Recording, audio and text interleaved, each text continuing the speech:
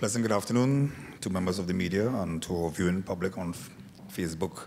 Welcome to Trinidad and Tobago Police Service weekly media briefing. I'm Superintendent Wayne Meister, Public Information Officer of the TTPS, and we have on our media briefing today the Commissioner of Police, Mr. Gary Griffith. We have the President of the Trinidad and Tobago Police Service Social and Welfare Association, Inspector Gideon Dixon. We have Mr. Dwight Andrews, who is the Strategic Advisor to the Commissioner of Police, and Sir Christian Chandler, Head of Legal Services. And I'll turn you over now to the Commissioner of Police. Thank you very much, Mr. Meister. Members of the media, good afternoon. For our weekly media briefing today, there will be a number of different issues we'll be dealing with. I will try to run through them as quickly as possible. All are very important. It varies from what the conversation pertaining to body cameras for the Trinidad and Tobago Police Service, claims by someone of there being a police execution in Karapo, police shootings. Then we will be moving along to the launch of online reporting by the Trinidad and Tobago Police Service, which will be another first. The reopening of the fingerprint services, as well as the President of the Police Social and Welfare Association, Mr. Dixon, and Mr. Chandler, who will be discussing comments made by the Trinidad and Tobago Express Police Service, because I think the Express have now turned into a police service because they are telling the police where investigation should take place. So we will be discussing the views by the Trinidad and Tobago Express Police Service. Also, we'll be dealing with an issue as it pertains to what we intend and hope for that can be used to assist us in dealing with trying to pinpoint perpetrators of violent crime, especially when it is that the victims would not want to give information to the police. And finally, as it pertains to an incident whereby police officers have shown their hands as it pertains to their political affiliation, especially going into a general election. So as we move straight in, I will commence with the information as it pertains to body cameras. The Movement for Social Justice made a comment recently voicing their concern about body cameras. Again, if Mr. David Abdullah actually was doing any research or just decided to ask the simple question to the right avenue, he would have understood that in total contrast to his misleading comments, the Trinidad and Tobago Police Service, there have been over 100 body cameras that have been issued to police officers, and another 80 recently issued. So there are over 180 body cameras, and they are used by police officers when they are on the street, when they are on the beat. The police officers would not use these body cameras if they are in the vehicles. These body cameras, they are battery operated. So what happens is when there's a standard operational procedure that we do, that when the police officers leave the vehicle, if they are on patrols, that's when the body cameras would be used. I wish to also mention the fact that the police vehicles, the emergency police vehicles, there are over 100 cameras that are actually on the vehicles. And the reason why I want to mention this is that this actually provides a greater degree of information being passed on to the public even and to the police service, because unlike what you see with body cameras, the body cameras, this is a recording that you get after the fact. In the over 100 of the police vehicles, the emergency response patrol vehicles, they are the first responders. On top of the bonnet of the police vehicles, the cameras are there, and that gives a wider view, and it provides real-time video footage fed back to the operational command center. And that means that we are actually, from those 100 vehicles patrolling 24 hours a day, we are able to patrol and monitor everything that is being fed back to the operational command center in real time, in contrast to the body cameras. The body cameras is something that will be done after the fact. However, we do, in fact, the Trinidad and Tobago Police Service, we welcome the use of body cameras because this assists the Trinidad and Tobago Police Service in sometimes trying to clarify situations, misleading situations, because remember the lady in the towel, every time when police are involved in some situation, that lady in the towel who always bawls at all you too wicked, the all you too wicked lady with the towel, she always shows up. And then when she shows up in a single bound, and she turns up there to say that the all you too wicked, the police can use the body cameras now to show that the all you too wicked lady, when she's speaking about it, she really doesn't understand what actually transpired. I wish, however, to state that in contrast to the perception by some that these body cameras can be the be-all and end-all. When it comes to a situation of hostile fire or a situation where it is that there's confrontation between police officers and the citizen, the body cameras will not be as effective as you believe. The body cameras can only take place if it is that you see something, the police they are walking the beat and they have the body cameras on and they see the initial confrontation. But if something takes place such as an ambush, if someone shoots at a police officer, the police are involved in confrontation with an individual, the body camera then becomes not as useful as we think. Just for information, for what persons want to see what the body camera looks like, I'm actually wearing one at this time and I'm watching you. And it is being recorded and I'm seeing everyone here. So the body camera is actually, and this is what the body camera looks like, and the officers actually have it on. And most police officers, it has been worn. We actually take the recording, we get the feedback. I would like to hand over to Mr. Dwight Andrews, a strategic advisor. He was very instrumental in the laying out of the issue of the body cameras, and he'll be able to give you some more information before we do a video, just to show you the use of the body cameras. Good morning, everyone. Yes, so our body cameras, as Commissioner said, are recording essentially all the time. We have quite a few in the system at present. We need to understand things about the body cameras. So the body cameras are not a be-all and end-all solution, particularly if a police officer gets into a confrontational situation where he or she is moving quite aggressively. We have a situation where, in many cases, the body cameras fall. What happens, though, and what a lot of people don't understand, is that body cameras, while that's what people speak about, the actual part of the camera that tends to end up being used from an evidential perspective, more so than the camera itself, is the sound. The sound, right? If you all are following the situation, for instance, in Atlanta, you would realize that the particular police officer, one of the reasons that led to the felony murder charge wasn't the picture on the body camera, was that at the end of it, they heard him say, "I got him."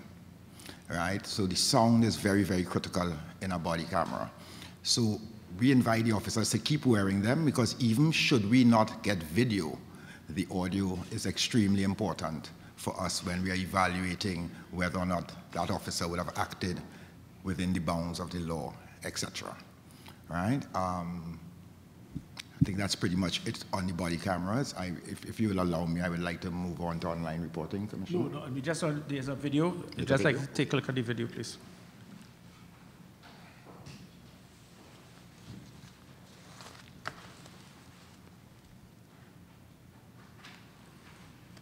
Good day, Trinidad and Tobago. I am Oyemi Mushama, Corporal of Police, attached to Trinidad and Tobago Police Academy. Today you are about to see a demonstration of the body-worn camera and what it can pick up or cannot pick up in a scenario. The scenario is where I will be on patrol and I'll be attacked by an assailant. The person playing the assailant, they will be Constable Seeley. He's going to attack to try to take my firearm from behind. And as he attacks to take the firearm from behind, I'm going to take him down, control and handcuff. But you always get to see if the camera, the body-worn camera, is going to pick the whole scenario up or part of the scenario based on the angles that the scenario is happening from.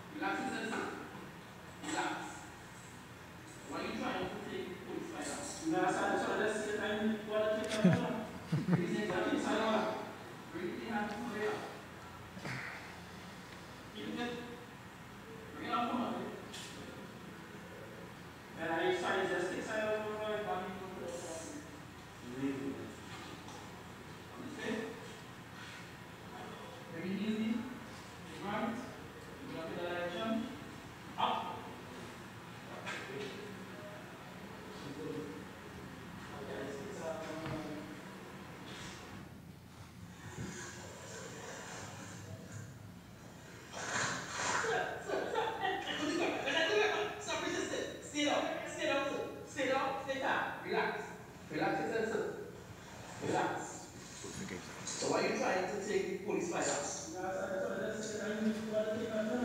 Bring the next hand, small back. Bring the hand, small back. Listen. Bring it up forward. Listen. Sorry, darling, do what I say. Come this way. Bring the heel in. Take right. We're going up in that direction. Up. Let's do it.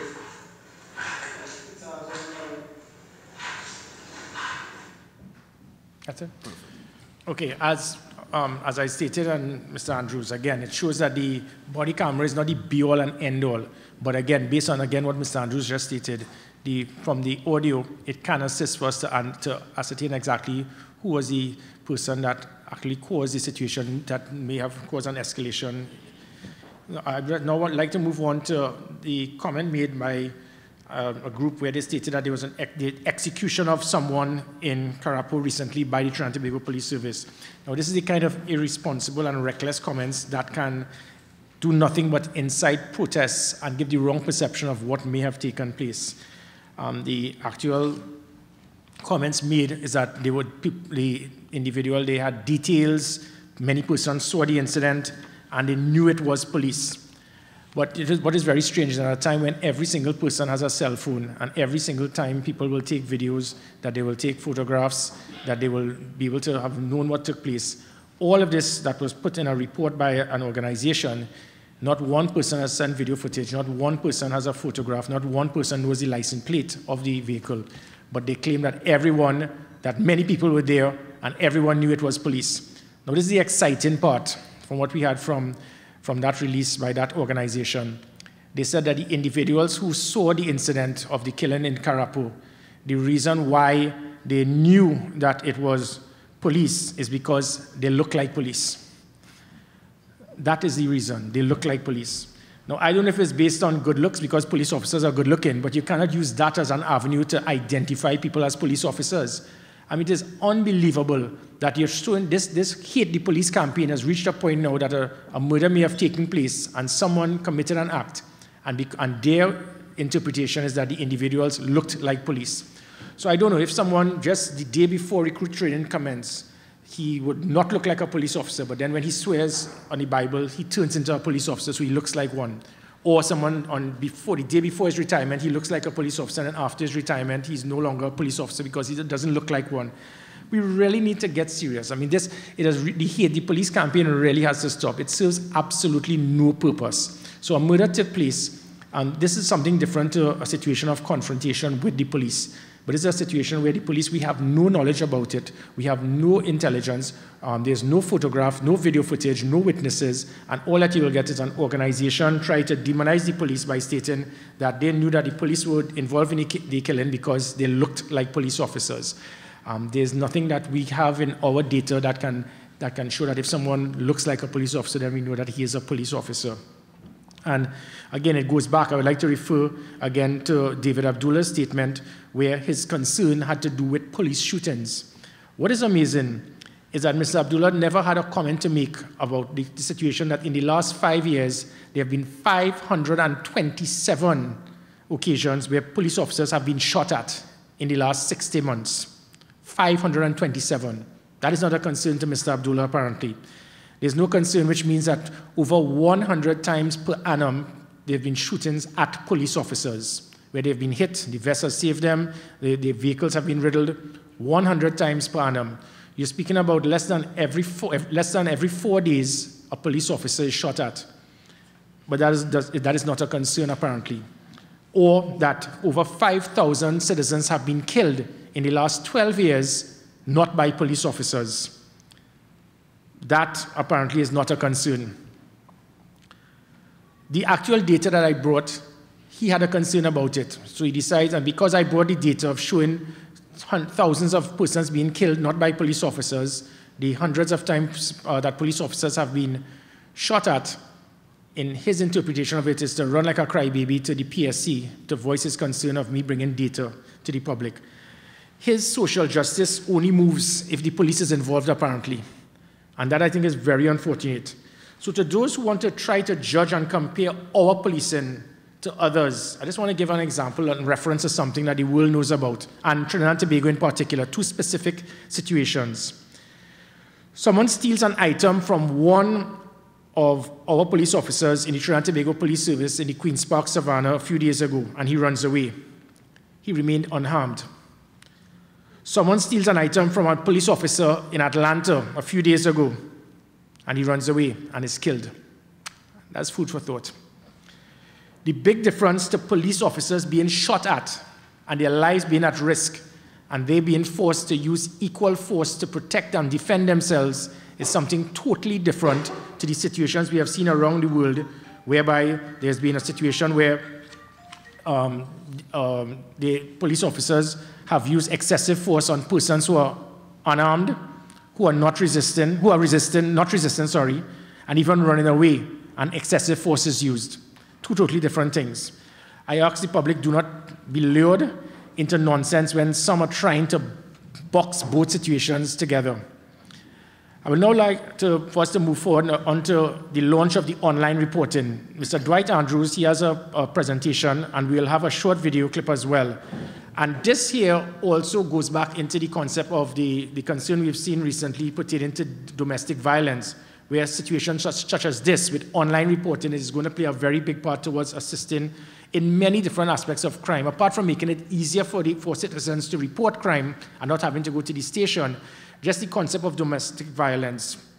You would have heard recently persons, when they made statements as it pertained to domestic violence, and a very unfortunate incident when yet again a female was killed. The police officers, we do not have crystal balls, unfortunately. If we do not know, then we cannot help. Again, it is a very unfortunate death. But as per norm, the blame game is played, where persons just try to point fingers. There was an editorial in a newspaper. There was a group against domestic violence, and they rushed in there, like the Light Brigade, and started blaming the police service. Tires were slashed. There were hundreds of reports. Everyone knew about it. When the dust cleared, there were no reports. No one said anything. No one knew anything. And that makes it difficult.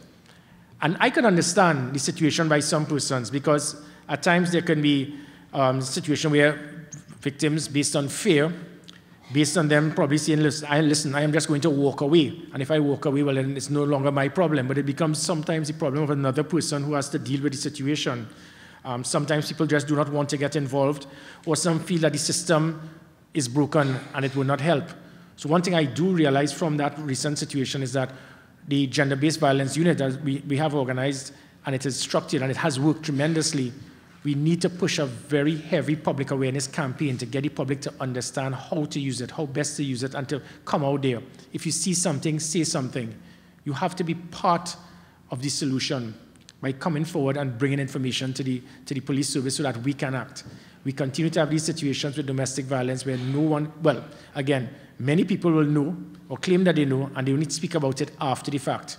The introduction now of the online reporting, this again is just an example of one of many things that can assist in the reduction of domestic violence and all major crime, because the catalyst towards crime reduction is the fact that there's no such thing as a perfect crime. Persons would have seen something. And again, as I stated, it will make it much easier for the public when they have to report crime. So I now hand you over to Mr. Andrews. Hello, everyone again. As we seek to continuously try to modernize the service, many of you would have been aware that a few months ago, we launched the TTPS app. The online reporting that we are about to launch today is a completion of that entire process. Now, while both types of technology are designed to do slightly different things, in that the app is really more so for us to get information. The app allows you to report anonymously. The online reporting, however, is not quite that. It is actually you reporting a crime. So it's just like if you went into the police station, sat down with an officer, and he took your statement, et cetera, et cetera. It's a very simple process, and it is part of the Commissioner's vision as we aim to put more and more police officers out on the streets, and hopefully over time probably are even able to repurpose some of our police stations so that we can have a better management of our resources, pay less rent, that type of thing. All right? The online reporting is going to be available on the TTPS webpage, on the home page, and it is essentially extremely simple. You will first see an instruction screen. The instruction screen is where you're allowed to report the crime. It has some basic requirements. You will need to have your email address, your phone number. You need to have an incident start date, an end date, and the location of an incident. The actual report is quite clear and concise, very, very simple to handle. Let me just say at this point though, if you need a level of immediacy in terms of attention, for instance, you are being robbed at that point in time in your house or something of that nature, the online portal will not be the route you will want to use to get that level of immediate attention. You will still continue to use the 999 at that particular point. If, however, the crime has already occurred or something of that nature and you're just making a report, then you can feel free to use the online reporting. The second exception to the online reporting that I'd like to bring to the attention of everyone is that of traffic offenses. As of this point in time, we cannot use online reporting for traffic offenses, as there will be a requirement for legislative adjustments in order for us to do so. We are, however, speaking with the relevant authorities to have some of those adjustments made so that hopefully in the short future, in the immediate future, we'll be able to add traffic offenses to this. The report, the crime scene form is very, very, very simple. As you will see, it will have basic things like your name, your address, all your kind of biodata that you would need so that we will be able to identify exactly who is making this report.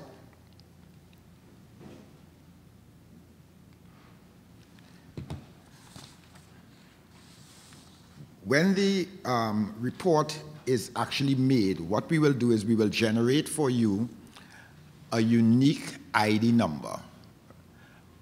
The ID number basically would start off with the year of the report, followed by the month of the report, and then a randomized set of numbers, probably numbering 5 or 6 additional numbers. So you're probably looking at, let's say, 2020-06, 1, 2, 3, 4, 5, right?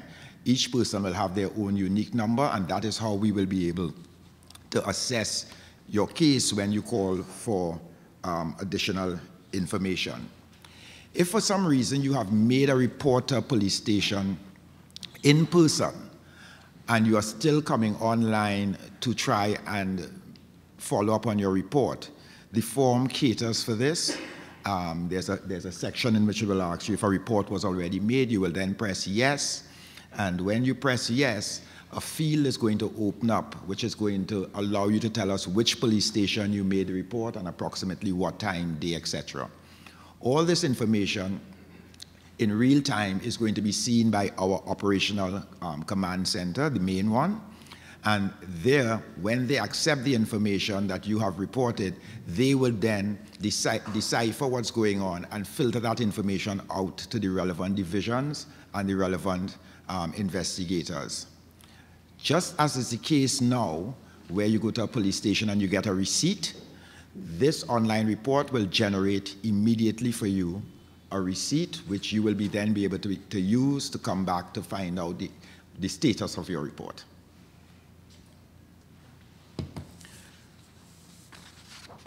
As it stands right now, we are supposed to be able to get back to you in terms of an update of your report within a 6 to 12-hour window. And in that period, you should have basic information as to where your case or which station is handling your case. You should even be able to have the name of the investigator assigned, that type of stuff, and you will be allowed to follow up. Our operational command center is also the area in which follow-up will be done. So they will keep in contact regularly with the particular police station to try and keep you advised as to where your report is at this point in time, what's the status, that sort of thing.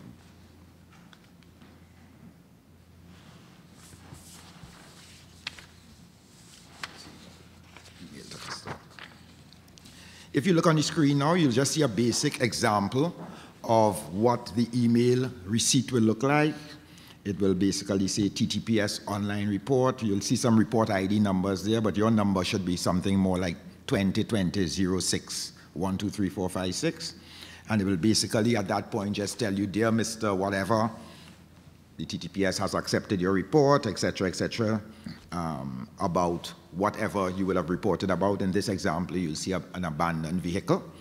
And of course, it will be signed or e-signed by the Commissioner of Police. This email receipt is equal to the receipt you receive right now in the police station.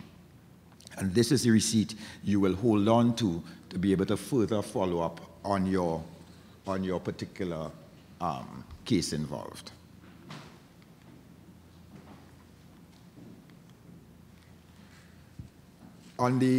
There's one more screen. There's, of course, a screen in which we would kind of give you a summation. It's called the thank you screen. And at that point in time, you would have successfully finished making your report. It is extremely user-friendly. We deliberately designed it to be as short and as simple as possible. Even in terms of the crimes reported, we keep putting drop-down boxes to assist you so that you don't have to necessarily describe what you think it is, because, of course, there's the television definition of some things, and then as far as we are concerned, here, there may be a different definition. So people, for instance, often call burglaries robberies or robberies, whatever. We will have to we'll give you the drop box for you to describe specifically what happened so that your investigation can go to the right person and get the right type of justice. That's it. That's it? Yeah. Okay. Thank you very much, Mr. Andrews. Again, so there'll be heavy public awareness campaign to try to explain to the public how to use this situation of the online reporting. In a nutshell, the online reporting, it means that the citizen now, whether it be someone stole 2 mangoes in your yard, there's a situation of fraud, cybercrime, whatever it is, you will have different avenues. You go online, you stay from your home, and then again, what we're trying to do is to put a delivery service to the public. Same thing that we did with the gender-based violence unit. On many occasions, persons, for every simple matter, you have to go to a police station. So with this now, it will make it easier. It can immediately be streamlined to that relevant department. So if you're living in wherever, and there's a matter that involves fraud, that FIB, cyber, whatever, it still has to go to that specific unit.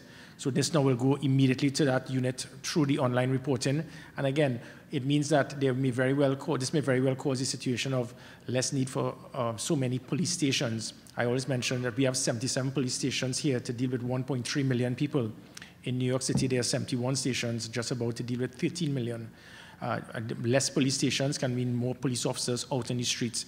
It goes right back to the concept of 21st century policing. There's that perception we had in the 70s and 80s that every time there's crime, you try to build a police station at a street corner. That does not solve crime. Every time there's a police station, it means more police officers have to man the police stations, and it means less police officers out in the street. Out of my 7,000 odd police officers, 2,300 have to guard police stations. And that obviously, it means that something has gone wrong. We've been building police stations. I can run certain areas from Santa Cruz. You move from Santa Cruz Police Station. In 5 minutes, you get to Maraval Police Station. In 3 minutes, you get to St. Clair Police Station. In 2 minutes from there, you get to the Police Training Academy. 1 minute there, you get to St. James Police Station. 4 minutes, you get to the West End Police Station in 4 roads. 3 minutes, you can get to the Diamond Vale Police Station. And they're all packed. And let's not talk about Port of Spain and the Woodbrook area. So again, this concept is with the use of technology and making it easier for the citizens. I now move on to, just for information, I know many persons have voiced their concerns pertaining to the immediate need for certificates of character. That fingerprint service at the Trinidad and Tobago Police Service, the stations, it will be reopened with effect from the 22nd of June. We are putting the appropriate PPE gear, and we are trying to use it much more via the machine than manual. The police officers, they are being properly briefed, and so as I said, from the 22nd of June, that would commence. Now move on to the situation that I spoke about initially. I will ask Mr. Gideon Dixon, the president of the Police Social Welfare Association, to speak on this matter, and then Mr. Chandler. It has to do with something that has been going about for the last few days. And what I have noticed is that anytime a certain reporter in the Express writes something, 3 hours and 23 minutes later, Kirkwaite will then send a response on social media. It is on the button. All 33 articles by that reporter in the last 2 years, all negative to the police service, exactly right after 3 minutes, or Mr. Kirkwaite will then send a response on social media. So that WWF tag team, I'm not taking that bait. It is, they could keep printing from now till the cows come home. I will think that as a political leader, he will have something to do for the election rather than just keep repeating anything that Dennis Wren has to say. What I do find alarming, and I'd like to make mention of it, is that in the Express editorial, there was a very interesting article they put, a line. They said there's a perception of a cloud of interlocking interests. All I will say for now, pertaining to that, the Express, and to those involved in this investigation, you should practice what you preach. And I will say more about that when time comes, if required. I am not going to be bullied or pressured by anyone to direct me how to do my job or how the police service will operate. The fact of the matter is that the perception that persons are trying to throw on this matter as it pertains to the investigation of with Mr. Hackshaw is that the police must not investigate the police and we are trying to cover for police officers. So let me just clarify something. In the last 2 years, over 120 files of police officers have been sent to the DPP. 120 in the last 2 years. It means that virtually every single week, especially under my watch, at least one police officer, his file has gone to the DPP for possible charges to be laid on that police officer based on what we perceive. Almost one police officer almost every week. So that rumshop talk that anyone is trying to pelt to try to give the impression that police officers protect police officers, what is it, in the old time days, we had the wheel and come again. It is not going to work. The fact of the matter is that we would do what is required, but certain individuals, they need to stay in their lane and do not feel that by putting public pressure, it is going to cause me to direct an investigation to adhere to the agenda of others. In fact, there's a very senior police officer that we have 2 files that is presently in the office of the DPP, and for 3 months now, we are patiently waiting for the DPP to have it returned to us. And that officer also has a very senior rank. So let us not be fooled into believing that we do not send in files to the DPP based on the rank of the police officer. What I find, again, very disturbing is that persons involved in this investigation as possible persons of interest should not be using their position to influence me via public pressure to direct how we conduct investigations.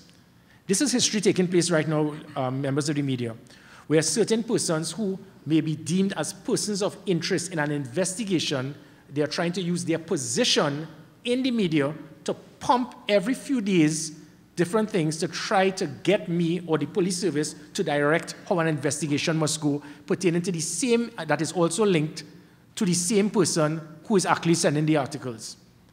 This is history. And I mean, I think it is unfortunate.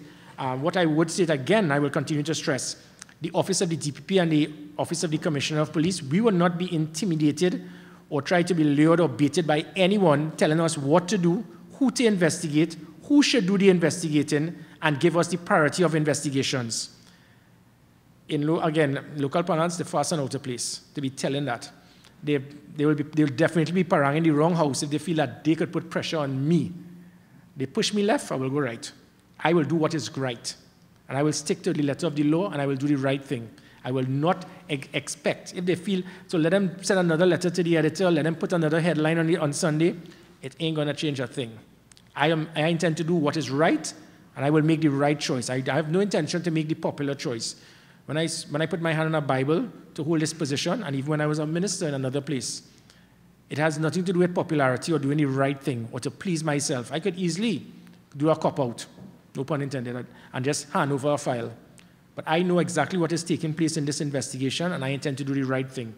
Furthermore, it is quite obvious that, if persons are not aware, the PCA, they're presently conducting an investigation on the same matter.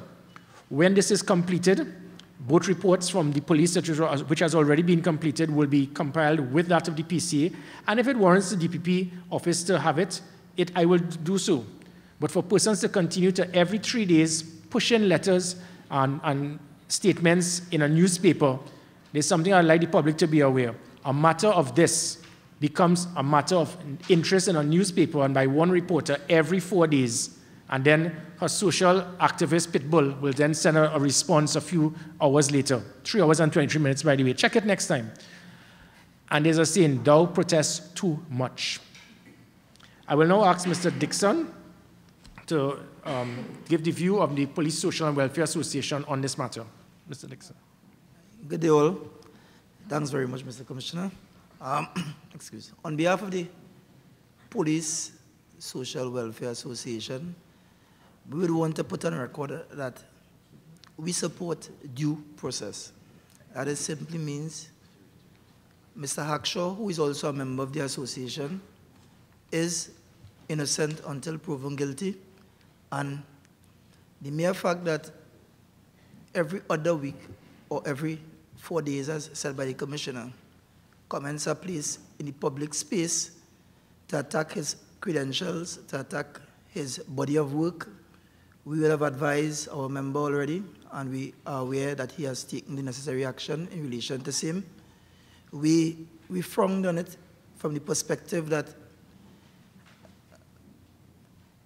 he is in fact innocent until proven guilty. We had a criminal investigation which suggests and which reported that he had no criminal misgivings. We understand that there is an investigation that the PCA is conducting and is incomplete. However, we would also want to put on record that we are aware that the PCA would have sent versions of the incomplete investigation to both the PSC and even to the Commissioner of Police. And we believe that this contaminates any investigation. We feel that it places bias in terms of a prejudicial outcome, and we also have records to show that the PCA would have already labeled police officers as the biggest gang in Trinidad and Tobago. That is stated categorically. And we believe in this instance here, a witch hunt is being conducted in relation to Mr. Hackshaw. We would want everyone to know that the association position is that due process must in fact take place. He is innocent until proven guilty, and upon completion of the subsequent investigation by the PCA, as said by the Commissioner of Police, we will support whatever the outcome is at that point in time. But for now, the association fully endorses Mr. Hackshaw continuing doing his job as the Deputy Commissioner of Police, and we rest our case at this point in time. Okay, I'll now have the Head of Legal, Mr. Chandler, to make a few statements pertaining to the same matter, please. Thank you. Thank you, Commissioner. Good evening, everyone. Before I get to touch on that point, there are some other topics that I want to just go through and bring to the attention of the general public. And that is, first and foremost, the TTPS has made recommendations through its line minister for the provision of mandatory requirements for medical practitioners, doctors, nurses, etc., to report to the police matters which involve domestic violence, stabbings, gunshot wounds, matters of a sexual nature, and just generally offenses that involve violence of any nature. We see this as necessary, and in moving forward in our 21st century policing, we consider that medical evidence is necessary, and sometimes you have a virtual complainant, a victim, as we would call it, and they are sometimes unwilling or fearful. And because of that, medical evidence may not be provided. So what we're trying to do is to impose a duty upon medical practitioners to provide this information. We must also consider the risk to the general public in that if offenses of this very nature continue to prevail and there's no reporting line and requirement, then they will go undetected. And as a result of which, we have put forward these recommendations. In addition to which, it also provides us with statistical information, because information is key. We live in the age of information and technology. So to assist us in investigations and creating profiles, we require this information. Therefore, it is for emergency physicians, doctors, nurses, who become aware of these injuries to make the report. And that is the remit of what we have advanced thus far. Because dangerous criminals can go just unabated and continue as predators, even when we have sexual offenses, children, because we try so steadfastly to protect our children. And to this end, many reports, or many instances, I should say, reports are not made. So we would have information, but no evidence. So the purpose of this is really to lend an evidential basis and platform to propel investigations and to assist the police in the execution of its duty. And in doing so, we would have looked at the Canadian legislation, that is the Mandatory Gunshot Wounds Reporting Act of 2005, to direct us and to assist us in our endeavors. Secondly, I want to speak to a topic I think that I would be prefacing the Commissioner, and that is the issue of the conduct of police officers. Today, I believe, a particular police officer would have been suspended from duty relative to... All right, so I'll skip that and move on to, yes. So to move forward, I want to move forward to the issue that Commissioner and Mr. Dixon would have touched on. And I don't want to keep beating the same drum. But the fact of the matter is this. We have a situation where the Office of the Commissioner is or there's an endeavor to push the Commissioner to submit files to the Office of the DPP. And this is pursuant to the Deputy Commissioner, the Acting Deputy Commissioner, Mr. Hackshaw. Let us understand the genesis of this matter. The genesis of this matter is ill-founded because the report in itself, normally what happens is financial institutions would get a report or if they see a suspicious transaction, they would report it to the Financial Intelligence Unit. Then they would send it on to the police for us to do an investigation.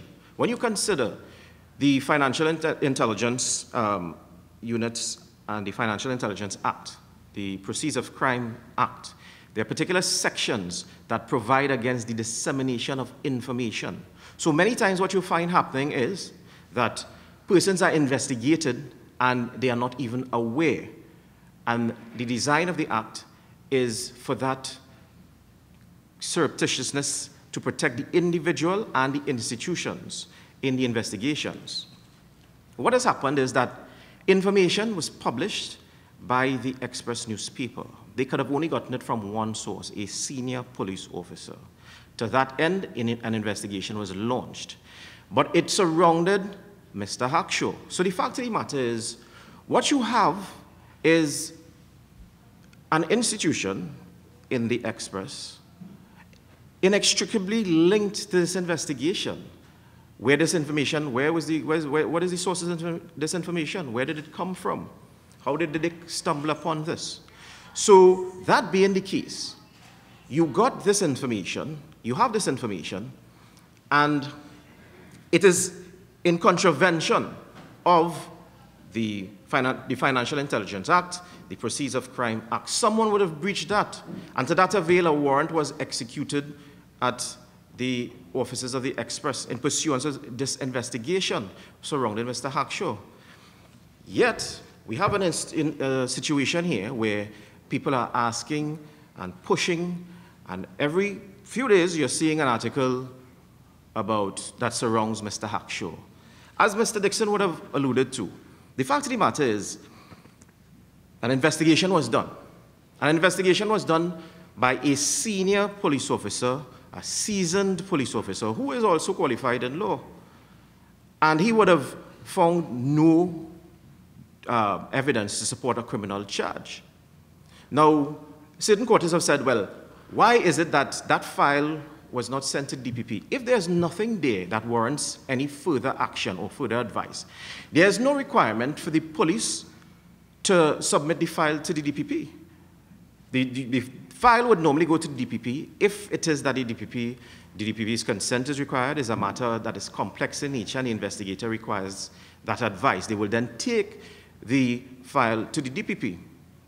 But when we consider Section 26 of Standing Order 10 of the Police Service's Standing Orders, this was since what? 2001 that was published.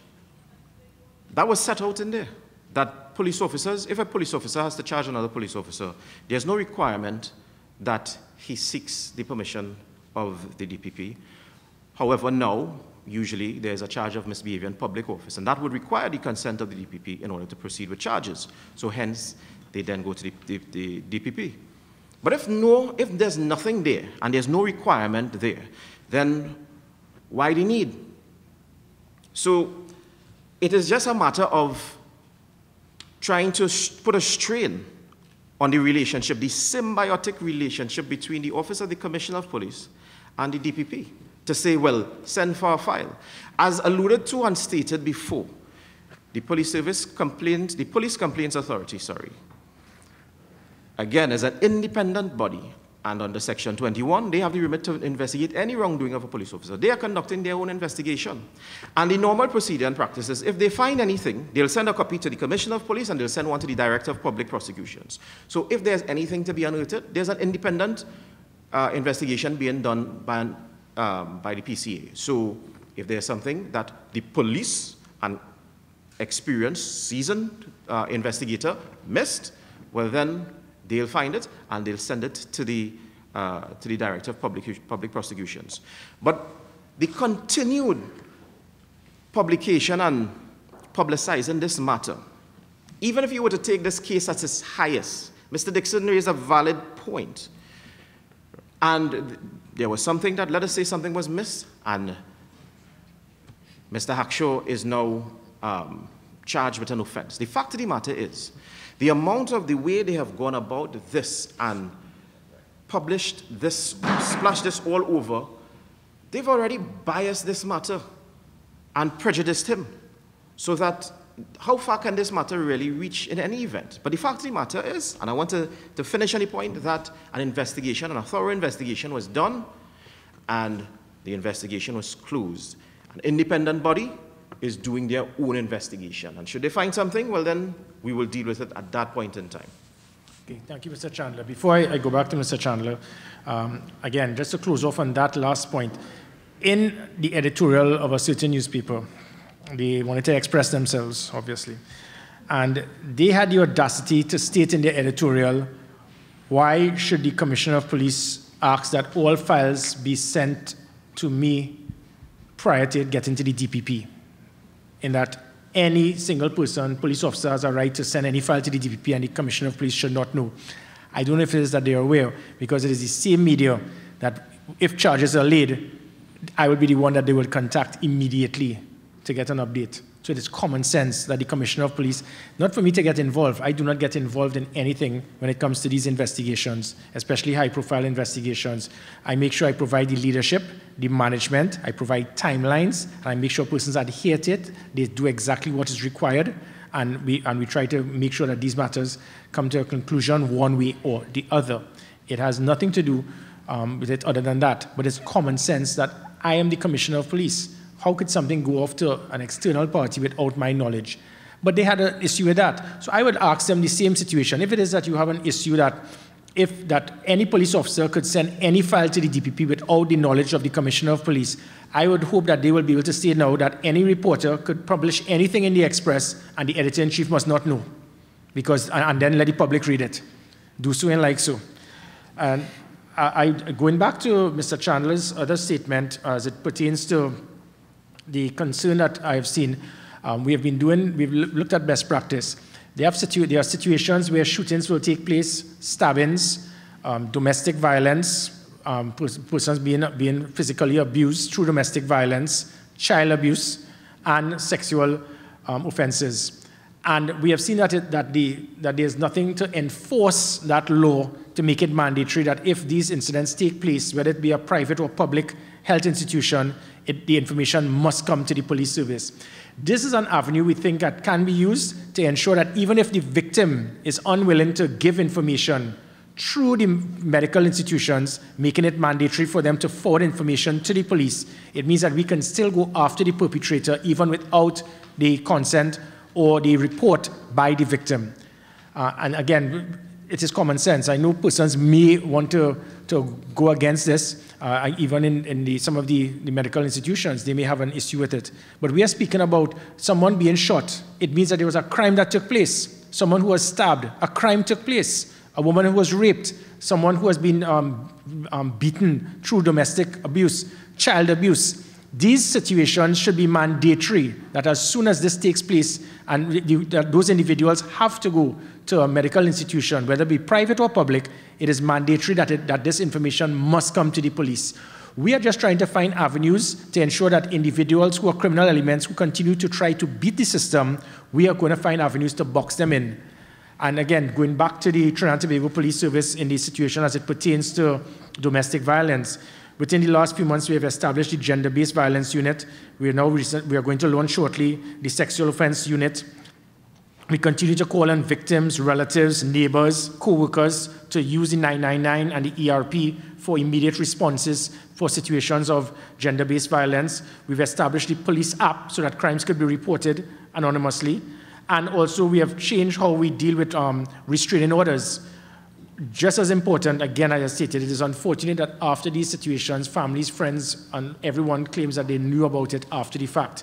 So going back to this situation where we speak about with the medical institutions, if it is that a woman is badly beaten, or she's afraid, or she does not want to report it, that report should still come to the police for us to investigate. So this might even if that person, based on fear, she goes back home, we can still take decisive action on the perpetrator because now we have information that can be used as evidence to verify that that person committed the act. And you may ask how the woman is beaten. The medical report comes straight to the police service. We can now immediately look at where she was struck. We can then go to the home, and you might be surprised to see that you will see bruises on the knuckle of the husband. So these are just matters that can be used towards trying to reduce domestic violence and other crime, as I stated, shootings, stabbings, sexual offenses, child abuse, and domestic violence. And the final point, before we close, the final point here has to do with my concern whereby police officers, very few, believe that it is their constitutional right to openly show support for a political party. Every one of my police officers have their right to support who they choose. But that must be done and remain in here. At any time, any police officer in or out of uniform decides to openly condemn a political party or support a political party or even decide to go up for an election, go up as a candidate, and then after boasts on the front page that he supports the philosophy and the role and function and the principles of a political party, those are the type of police officers that must be immediately disciplined. This has happened recently, and with immediate effect, that police officer has been suspended. I am setting the tone very early before we get into the general election. I have no intention for any police officer to openly show his hand, because when this happens, this is going to affect the confidence, the trust that the public would have of the police service in any matter. Because we do know that in this country, every decision that is made, it is based on either red or yellow. It is that the police, especially the police service, we arrest this one is because we are PNM puppets. We arrest this one is because we are UNT puppets. We are not. Unlike others who see only red and yellow, we see red, white, and black. And we will continue to be impartial, independent, and transparent. And at no time would I have any police officer openly showing his hand, especially as we go into this election campaign, the general election, whereby the police officers have to be involved in many operations dealing with the safety and security throughout this campaign. We have no intention to have, at any time, any police officer smear the image of the police service as being an independent and transparent body. With that, I'll just ask Mr. Chandler to clarify. Ladies and gentlemen, make no mistake. Constitutionally, you have certain rights. But your rights are not a total right to do as you wish. And what the commissioner is alluding to is, whilst you constitutionally have the right to freedom of speech, do you have the right to defame another person's character? No, you do not. So that when you speak, you must speak within the confines of the law. Similarly, you have the right to express yourself politically. But when you do so, you must do so on the understanding, as a police officer, you must always appear to the general public to be unbiased. The public can never believe that you as a police officer you have a particular partisanship. Even though that might be the case, you cannot publicly express that. And that goes contrary to the police service regulation, Section 138, Section 139, which speak specifically to these things, so that those things are expressly prohibited. And it is even more egregious in nature to actually advance yourself as a candidate. I can think of nothing much more biased than that. So that the conduct of police officers must always be that of unbiased, especially when we're dealing with a season where we're in a politically charged environment. Elections are constitutionally due very soon, and as a result of which, people have election fever. But that being the case, police officers cannot and should not do as they see, as they believe, and express themselves publicly, whether it be on the newspaper, whether it be Facebook, because there's a perception that, well, this is Facebook, this is my private page, and what you could do. No. As long as it is there, it is out there in the public space, even if it's your private page and it's whoever, you're expressing it to others. That is a no-no. And that is the point that we are making, so that any instances such as this, we will treat it very swiftly and within the confines of the law. And it goes hand in hand with the remit of what we are doing in terms of the police officers, errant police officers who have flagrant disregard for our regulations. We are treating with it because discipline is the order of the day of the TTPS. And Trinidad and Tobago needs and deserves an unbiased and a hard-working TTPS. Thank you. Okay, with that, I'm now open for questions by the media.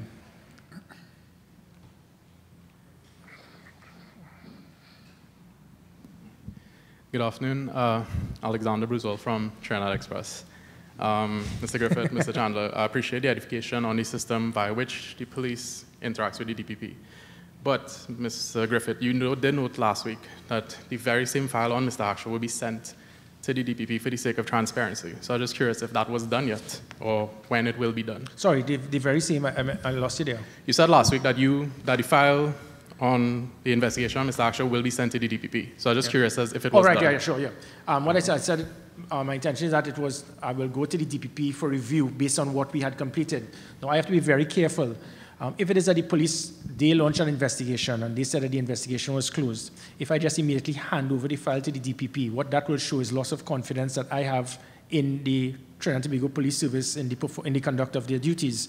So what we can do and we intend to do is that we can go to the DPP and we can ask if it is that he sees any shortcomings. But until the PCA file comes to us and it is completed, how many investigations are we going to continue to have on one matter? The police conducted an investigation, the PCA is doing an investigation, we want the DPP to do an investigation on the same matter.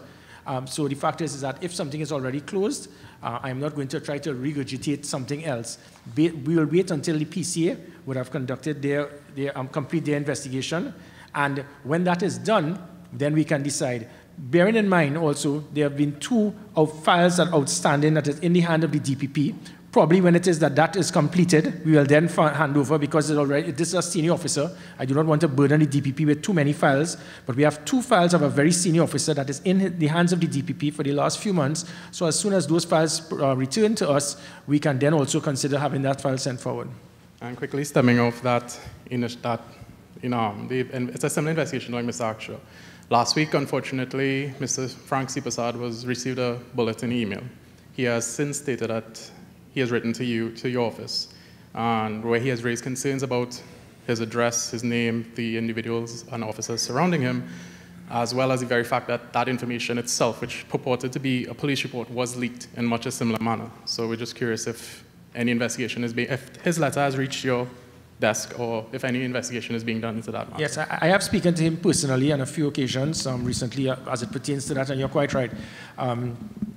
The matter is being investigated by the special branch. We are doing a proper threat assessment. I give him the assurance that we will do all that is possible to ensure his well-being. There is that concern, obviously, of information being passed in the police stations, which again goes back to the importance of online reporting. Many persons, they believe, there are 3 ways, there's something I mentioned, there are 3 ways where you can get information fed to the public in immediate time: telephone, television, and tell a police officer. When it is you give that in a police station, the police officer just has a way that they will love to do a video, do a photo of the station diary, and then send it to the public. So through online reporting, it goes back to, and it prevents this. If there was online reporting, the report would have been sent. It would have been confidential. It would not have gone to a station where every single police officer in the station can just open the station diary and see the confidential information. This is also, again, going back to domestic violence, where sometimes the persons they do not want this to be made public, but they want the person to be investigated. So through the online reporting, this will prevent the situation where persons just love to open a station diary, love to take a photograph, and then love to send it on social media for their own selfish agenda. This, however, is just a very few police officers who just do not understand the importance of confidentiality.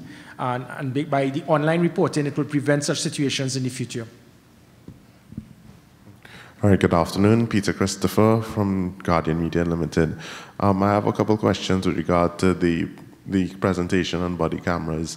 Mr. Andrews made reference to the evidence being used mainly being that of sound, but I am also wondering how many cases have we seen in Trinidad and Tobago when any footage or audio used, recorded by a body camera has actually informed an investigation, and if there is indeed proper legislation in place so that the footage recorded by these body cameras can be used in criminal cases. Well, I could start the ball rolling, and if you want to come after, but video footage is admissible in court. So the video footage you get from the body cameras, from the cameras of the emergency response patrol vehicles, the audio that you will get from the body cameras, all of this can be used. It is admissible in court. Yeah, correct, Commissioner. So at the end of the day, legislatively, that would be catered for under the Evidence Act. Okay. Yeah. Of course, I was asking if there have been instances. Oh. Yeah, so, because it's new. So. I don't think so, no. Yeah, please. If I can say something here, I just want to make sure I clarify something. Yeah. I am not by any means suggesting that video is not important or video is not the end goal with a body camera. The point I was simply making is that in some instances where you hear people have the counter argument against body cameras saying, well, it may fall, or if I frighten somebody, you won't be able to see anything.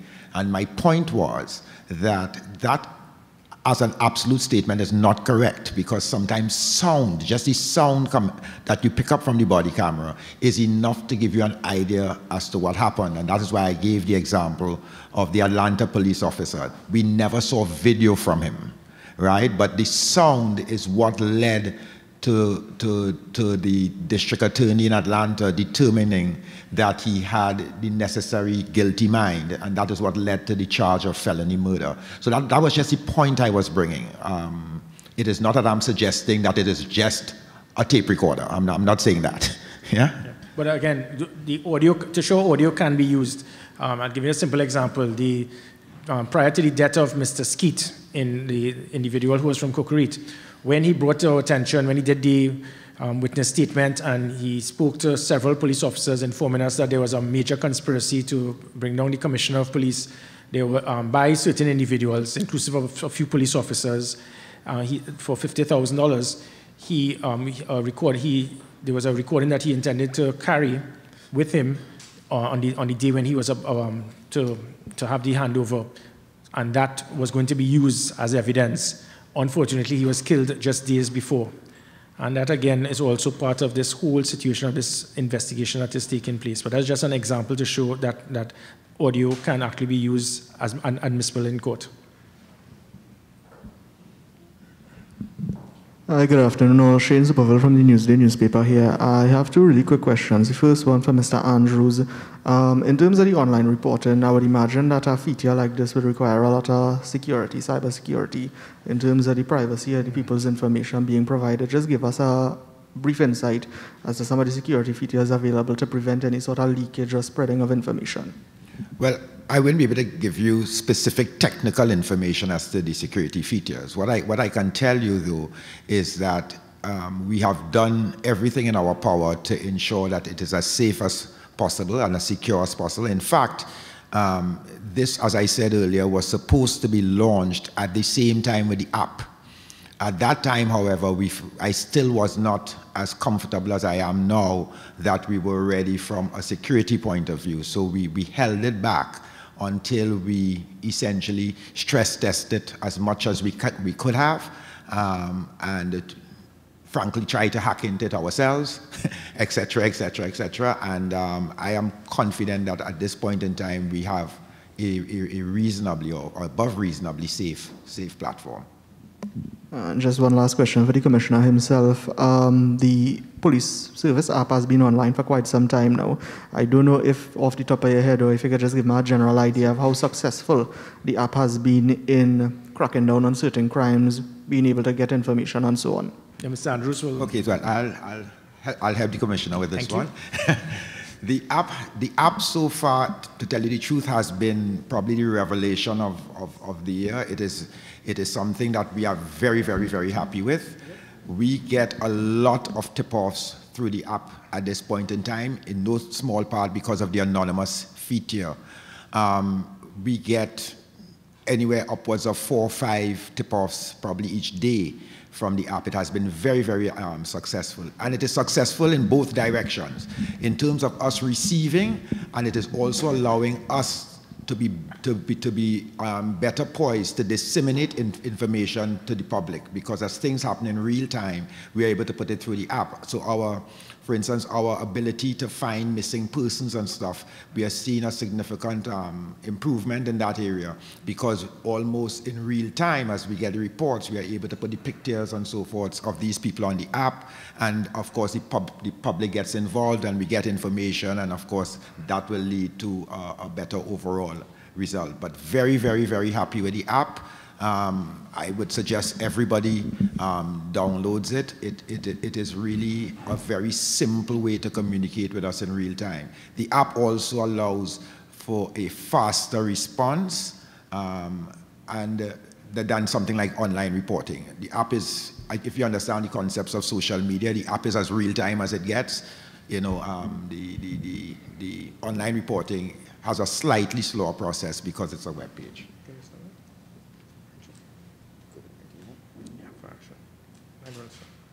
Okay. Yes. Hi, good afternoon, everyone. Nicholas Suchman from TV6. Mr. Andrews, in relation to the online reporting, what is there to ensure that persons don't make frivolous reports of laws being broken to real reports, and how exactly, what kind of resources are going into following up on these reports to see whether they are fake or real? All right. Well, the truth is, like anything else with progress, because we had the same situation with the app, I'm not going to sit down here and tell you there are always kind of stupid people out there that will do stupid things. The fact of the matter is, though, whether you make false reports via the app or whether you go into the police station and make false reports, the making of a false report is an offense. I mean, I'll allow Mr. Chandler to further go here, but I don't think because it's on an app or because it's on the online platform that you evade the fact that you're wasting police time. All right? So my recommendation to people would be that may not be in your best interest to do. Having said that, as it relates to the resources of the app, it's a new thing. So let me tell you what we have now, and we accept that we may have to develop it as time goes along or change. So as it is now, it goes to a centralized hub, right, which is the operational command center. That operational command center then filters it to the necessary divisions/police stations for action. Besides filtering, they have a secondary job, and their secondary job is to follow up, right? What we have to also build out is in each one of the stations, we will have to have someone who's responsible for receiving and actioning at that particular station level. So it's going to be a whole process moving through like that. I will say this is new. So we know what it's supposed to look like theoretically, but if tomorrow you were to try it and you call me and say, well, you know, Dwight, it didn't work, we will get it to work, right? But right now we think what we have is enough. But as it moves along, we will make the necessary adjustments, because this is a culture change. The culture change is taking place both at the police service and for the public. From a public perspective, it's getting people to reorganize their habits and their patterns and being comfortable going online to make a report. That's going to be new. And for the police, it's going to be a culture change, because for nothing else, online reporting is going to make the average police officer far more accountable. Right? Because now the process is going to go through. We are saying we are going to assign an investigator. We are saying we are going to assign a number to the case. So it's going to be harder to simply go to station X and say, Sergeant so-and-so working on the case, and here he's not there. You know, you won't be able to evade it forever anymore, because now the person will know your name, they will know, everything will be attached to the person, because as much as we get information from them, they will have all the information on us also. So this is going to be a seismic shift of sorts in terms of the way we do business, but it is more service friendly, and the Commissioner's desire as part of 21st century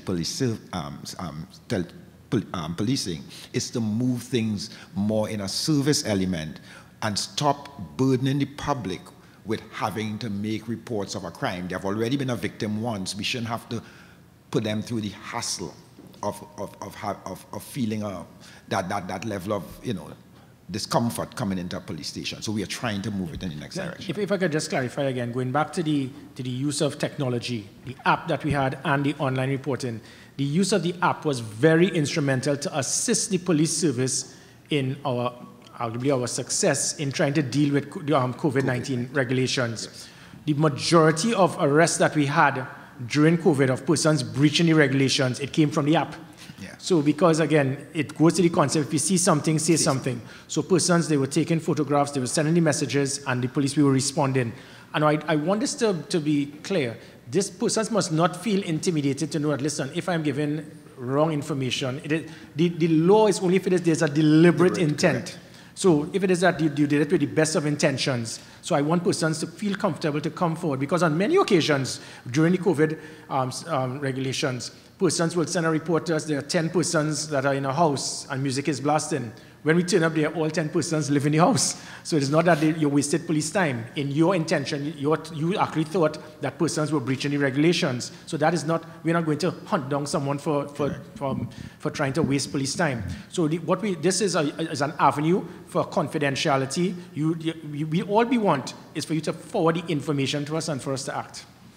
Commissioner, just switching gears a little bit, in relation to officers being suspended, how many, if you can give me a number, how many officers at the moment are suspended and with pay? We are roughly 280 odd on suspension. We have 24 actually in prison. What we are doing now, we are setting the relevant tribunals. Persons should not be suspended indefinitely. It is a burden to the taxpayers. As I mentioned, it's over $50 million odd. It is also unfair to me because I'm getting a false impression where it shows on paper I have 300 police officers when I do not have. We have to bring in other police officers to replace them. And even to some of these police officers, there could be a minor situation where you should have been suspended for 6 months, but you've been on suspension for several years. It is very unfortunate, and we are now, Mr. Chandler, you want to clarify where we're going pertaining to the suspensions? Yeah, well, I mean, I don't want to say too much, simply because we are in a very pivotal stage right now. There is a particular matter that was filed, and it's to be dealt with next week. With the court, so I want to be very guarded in what I say. But I will say that in terms of the suspension, as the Commissioner alluded to, the tribunals, the systems are being put in place in terms of the 40 record system, so that we have an effective and efficient tribunal process. That is, that there's a recording system and everything is in place and trained. Persons have been in training for this, and we should, I would say, perhaps at the start of July, be able to hit the ground running with tribunals. Because a lot of people have been asking when. Well, I think that the IT department has sorted through and with providing us with the requisite hardware and software for the technology to advance the dispensation and dissemination of justice, that is tribunals, because you know, justice delayed is justice denied. So that's it? Okay. Thank you very much, members of the media, and I look forward to the Express having a headline on Sunday trying to get me to change my mind yet again. And then Kirkwaite will just send a response 3 hours and 23 minutes later. Have a nice day. Yeah, sure.